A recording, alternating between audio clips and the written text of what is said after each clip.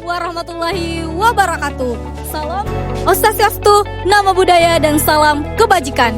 Perkenalkan kami dari kampus Universitas Negeri Makassar, Fakultas Teknik, Prodi Pendidikan Kesejahteraan Keluarga. Perkenalkan, nama saya Atira Salsabila. Selamat datang di video observasi kami di SMK Negeri 8 Makassar. Saya Ferdia Diatma. Observasi ini kami lakukan untuk melihat secara langsung proses pembelajaran berlangsung, khususnya pada kegiatan pembelajaran di jurusan yang kami amati. Dan saya Ayu Fitriani Ramli. Melalui pengamatan ini, kami mencoba memahami bagaimana guru menerapkan teori belajar, bagaimana siswa berinteraksi, serta bagaimana terbentuknya suasana kelas selama kegiatan berlangsung. Saya Nur Asyifa Syafitri. Observasi kali ini kita akan menemukan berbagai kendala yang muncul seperti keterbatasan sarana, perbedaan kemampuan siswa, dan efektivitas waktu praktik. Saya Nur Arianti. Harapan kami mengenai hasil observasi ini yaitu agar dapat memberikan gambaran yang nyata mengenai proses pembelajaran yang ada di SMK Negeri 8 Makassar ini, serta menjadi dasar proses perbaikan pembelajaran yang lebih baik lagi ke depannya. Selamat menyaksikan. Pada kesempatan ini, kami ingin menyampaikan hasil observasi yang telah kami laksanakan di SMKN 8 Makassar sebagai bagian dari kegiatan pemahaman dan penguatan proses pembelajaran di lingkungan sekolah. Observasi ini kami lakukan dengan tujuan untuk melihat secara langsung bagaimana penerapan kegiatan belajar mengajar berlangsung di kelas, memahami dinamika interaksi antara guru dan murid, serta mengamati penggunaan perangkat pembelajaran yang diterapkan sesuai dengan kebijakan pendidikan saat ini. Melalui observasi ini, kami berupaya mendapatkan gambaran yang lebih nyata mengenai kondisi pembelajaran di sekolah, termasuk strategi yang digunakan guru, tingkat keaktifan murid, serta berbagai faktor pendukung maupun kendala yang ditemui selama proses berlangsung. Hasil pengamatan ini menjadi dasar bagi kami dalam menyusun video ataupun laporan yang lebih komprehensif dan objektif mengenai situasi pembelajaran di SMKN 8 Makassar. Dalam hasil wawancara bersama guru, diperoleh penjelasan bahwa sistem perangkat pembelajaran telah mengalami perubahan yang cukup signifikan. Jika sebelumnya pembelajaran menggunakan modul atau RPP, kini seluruhnya beralih menjadi RPM atau Rencana Pembelajaran Mendalam. Perubahan ini tidak hanya pada dokumen, tetapi juga pada istilah yang digunakan. Guru menjelaskan bahwa istilah siswa resmi diganti menjadi murid, sehingga berbagai dokumen pembelajaran pun ikut diganti, termasuk penggunaan LKM atau lembar kerja murid bukan lagi LKS. Guru yang diwawancarai juga mengungkapkan bahwa ia baru satu kali mengikuti workshop atau pelatihan yang lebih mendalam terkait implementasi sistem baru tersebut, sehingga saat ini masih berada dalam proses memahami, menyesuaikan diri, dan mendalami penerapan konsep-konsep kurikulum terbaru.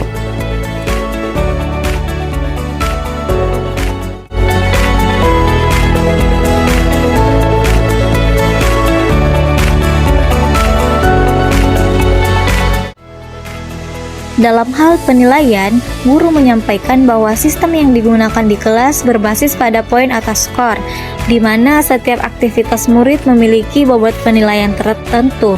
Pada mata pelajaran Bahasa Indonesia, proses pembelajaran lebih menekankan metode diskusi untuk melatih kemampuan berpikir kritis dan interaksi sosial antar murid. Guru juga menjelaskan secara rinci bahwa rentang nilai dibagi menjadi 4 kategori, yaitu 86-100 untuk kategori sangat baik, 71-86 untuk kategori baik, 60-71 termasuk kategori lemah, dan nilai di bawahnya dikategorikan sangat lemah.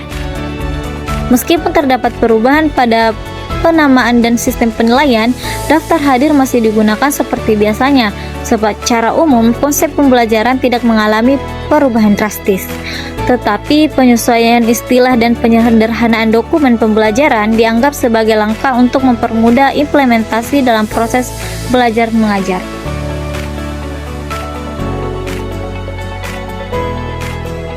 Dari segi media dan sarana pembelajaran, guru memanfaatkan video interaktif sebagai alat bantu utama untuk menarik perhatian murid dan memudahkan pemahaman konsep tertentu. Media tersebut ditampilkan menggunakan LCD sehingga murid dapat melihat contoh visual yang relevan dengan materi pelajaran. Namun, guru menegaskan bahwa penggunaannya harus disesuaikan dengan kondisi kelas, karena beberapa ruangan memiliki aliran listrik yang tidak stabil atau fasilitas yang kurang memadai. Hal ini mengharuskan guru untuk bersikap fleksibel dan mempersiapkan alternatif media lainnya apabila terjadi kendala teknis. Adaptasi terhadap kondisi kelas menjadi penting agar proses pembelajaran tetap berlangsung dengan efektif.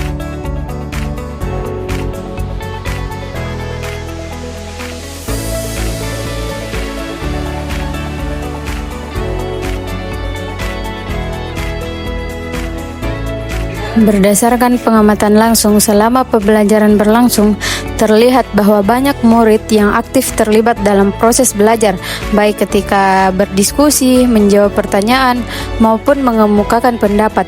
Nah, dalam pembelajaran tersebut, tampak penerapan beberapa teori pembelajaran. Yang pertama itu ada teori konstruktivisme, muncul ketika murid diberikan kesempatan untuk membangun pengetahuan melalui pengalaman dan diskusi kelompok. Yang kedua itu ada teori behavioristik, terlihat dari pemberian poin atau skor yang berfungsi sebagai bentuk penguatan atau untuk meningkatkan motivasi belajar. Nah, sementara itu, adapun teori humanistik, tampak dari cara guru menghargai pendapat murid, memberikan ruang kebebasan untuk bertanya, serta mendorong terciptanya suasana belajar yang nyaman dan suportif. Meskipun demikian, masih ditemukan beberapa kendala seperti murid yang kurang berpartisipasi, perbedaan tingkat pemahaman antar murid, hingga keterbatasan sarana di beberapa kelas yang menghambat penyajian media interaktif.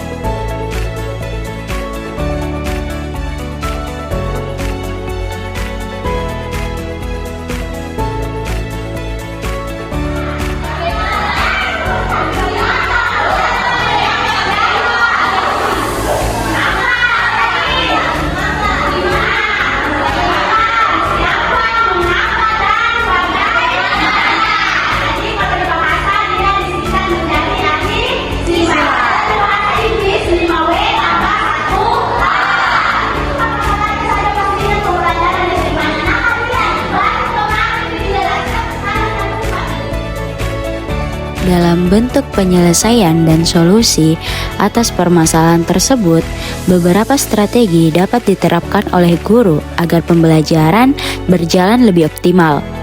Guru dapat menerapkan pembagian peran dalam kelompok sehingga murid yang cenderung pasif terdorong untuk terlibat secara aktif selama diskusi. Alternatif media pembelajaran juga perlu disiapkan, seperti penggunaan poster, gambar cetak, atau alat peraga sederhana ketika LCD tidak dapat digunakan. Selain itu, pengaturan manajemen waktu, diskusi yang lebih struktur dapat membantu seluruh murid mendapatkan kesempatan yang sama untuk berpendapat. Dengan menerapkan strategi-strategi tersebut, guru diharapkan mampu menciptakan proses pembelajaran yang lebih efektif, seimbang, dan inklusif bagi semua murid, sehingga tujuan pembelajaran dapat tercapai secara optimal.